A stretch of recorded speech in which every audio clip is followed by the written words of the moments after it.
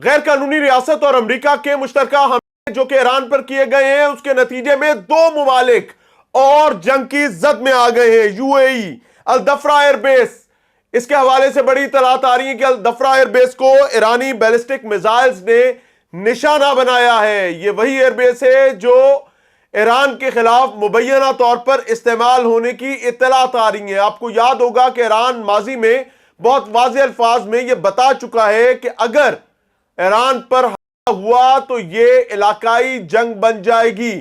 اگر بات کی جائے یو اے ای کی تو یو اے ای سے بھی اطلاعات آ رہی ہیں، بحرین سے اطلاعات آ رہی ہیں، الدفرہ ایئر بیس، قطر سے اطلاعات آ رہی ہیں۔ قطر بھی انڈر اٹیک بتایا جا رہا ہے، یعنی ایران کی جانب سے ان تمام ٹارگٹس کو نشانہ بنانے کی اطلاعات آ رہی ہیں جہاں جہاں پر امریکن انسٹالیشنز موجود ہیں۔ امریکی نیوی کی ففتھ فلیٹ کے حوالے سے اطلاعات آ رہی ہیں، ففتھ فلیٹ کے ہیڈ کوارٹر کے پاس میزائلز گرنے کی اطلاعات بھی آ رہی ہیں بحرین میں۔ وہیں پر اگر بات کی جائے یو اے ای کی تو یو اے ای کے الدفرہ ایئر بیس پر بھی حملوں کی اطلاعات آ رہی ہیں۔ وہیں اگر تذکرہ کیا جائے قطر کا تو قطر میں بھی دھماکوں کی اطلاعات سنائی دے رہی ہیں، اور یہ تمام چیزیں ان مقامات پر ہو رہی ہیں جہاں پر امریکن انسٹالیشنز موجود ہیں۔ ایران کی جانب سے تل اویو کو نشانہ بنایا گیا ہے، ایران کی جانب سے شمالی شہر حیفا کو بھی نشانہ بنایا گیا ہے، اور بدبخت ریاست میں اس وقت صرف اور صرف دو چیزیں رپورٹ کی جا رہی ہیں۔ پہلی چیز کہ ان کی فوج اپنی تمام لوگوں کو ایک سبق دے رہی ہے کہ بھاگو بھاگو اور بنکرز میں چھپو، باہر نکلنے کی کوئی ضرورت نہیں۔ اور دوسری کہ ایرانی میزائلز کی ویڈیوز نہ بنائی جائیں، ایرانی میزائلز جو حیفا یا پھر تل اویو کو ہٹ کر رہے ہیں ان کی ویڈیوز بنا کر سوشل میڈیا پر اپلوڈ نہ کی جائیں۔ دوسری جانب اگر ایران کا تذکرہ کیا جائے تو آج کے حملے میں بڑی ڈیولپمنٹ ایران میں ہوئی ہے۔ ایران کا علاقہ تہران جو کہ مرکز ہے، وہاں پر حکومتی ہیڈ کوارٹر کو نشانہ بنایا گیا ہے۔ صدارتی محل کے پاس 7 میزائلز گرنے کی اطلاعات آ رہی ہیں۔ سپریم کمانڈر آیت اللہ خامنائی کے کمپاؤنڈ کے پاس بھی میزائلز گرنے کی اطلاعات آ رہی ہیں۔ وہیں یہ بھی اطلاعات آ رہی ہیں کہ آیت اللہ خامنائی صدر اور وزیر اعظم کو محفوظ مقامات پر منتقل کر دیا گیا ہے، and they are safe۔ وہیں ایرانی میڈیا یہ بھی رپورٹ کر رہا ہے کہ ایران میں تہران، اصفہان، کرمانشاہ اور قم میں بڑی تعداد میں لوگوں کے زخمی ہونے کی اطلاعات آ رہی ہیں، تاہم ہلاکتوں کا، شہادتوں کا ابھی تک کوئی تعین نہیں کیا جا سکا۔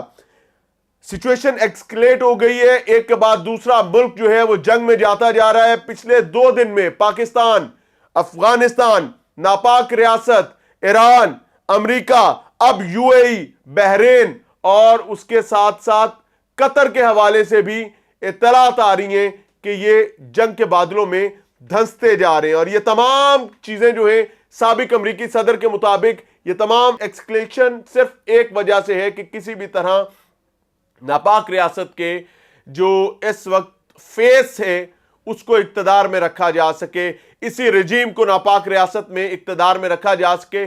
And America is playing a vital role. گزشتہ جو واقعات ہوئے تھے ایران اور ناپاک ریاست کے درمیان، اس میں پاکستان نے ایک بہت بڑا کردار ادا کیا تھا، اور پاکستان نے ناپاک ریاست کی تمام بدبختی کو عالمی سطح پر نیوٹرلائز کیا تھا، جس کے بعد پاکستان ابھر کے پوری دنیا کے سامنے آیا تھا، بالخصوص اسلامی ممالک کے سامنے آیا تھا۔ لیکن اس دفعہ حیران کن طور پر اس حملے سے، جس کے حوالے سے خود ناپاک ریاست کا میڈیا یہ بتا رہا ہے کہ ایران پر حملے کی تاریخ چند ہفتے پہلے طے کر لی گئی تھی اور اعلیٰ سیاسی شخصیات کو نشانہ بنانے کا فیصلہ کیا گیا تھا۔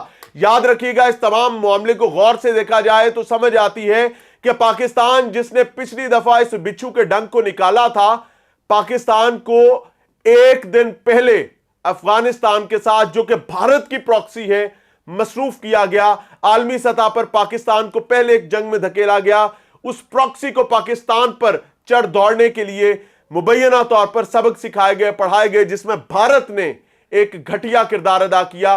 آپ یاد رکھیں کہ جس دن افغان طالبان پاکستان پر چڑھ دوڑتے ہیں، اس سے ایک دن پہلے نیتن یاہو افغان طالبان کے کلابے ملا رہا تھا۔ سو دس از دا سچویشن جو عالمی منظرنامہ آپ کے سامنے آ رہا ہے، اور یہ تمام چیزیں ایران کو کارنر کرتے ہوئے نظر آ رہی ہیں۔ پاکستان کو مصروف کیا گیا، ایران کو اکیلا کیا گیا، سفارتی محاذ خالی کیا گیا اور اس کے بعد وہی اگر ناپاک ریاست کے اخبارات کی خبروں کو سامنے رکھا جائے تو ایک تمام نقشہ بنایا گیا، تمام سچویشن بنائی گئی اور اس کے بعد اس خطے کو آگ میں دھکیل دیا گیا۔ لیٹس سی جی اب ایران اپنے ڈیفنس کے حوالے سے کیا کرتا ہے۔ ایران ایک کمزور ملک ہے جی، پوری دنیا کی سب سے بڑی نیوی کا 1/3 جو ہے وہ ایران پر حاوی ہے، 7 ناپاک ریاست کی مکمل طاقت موجود ہے، اور آج پوری مسلم امہ جو ہے، خاص طور پر آپ امیجن کریں افغانستان مسلم ملک، پاکستان مسلم ملک، ایران مسلم ملک، یو اے ای مسلم ملک اور قطر مسلم ملک، اور اس کے بعد جہاں جہاں پر ایران ریٹیلیٹ کرتے ہوئے اپنے جو ان حملوں کا جواز بناتے ہوئے جہاں جہاں پر حملے کرے گا اور وہاں سے جو کچھ ہوگا، دس از آل ریوالونگ اراؤنڈ مسلم امہ۔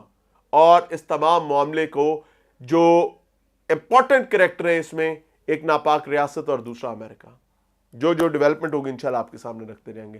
اللہ تعالیٰ عافیت دے۔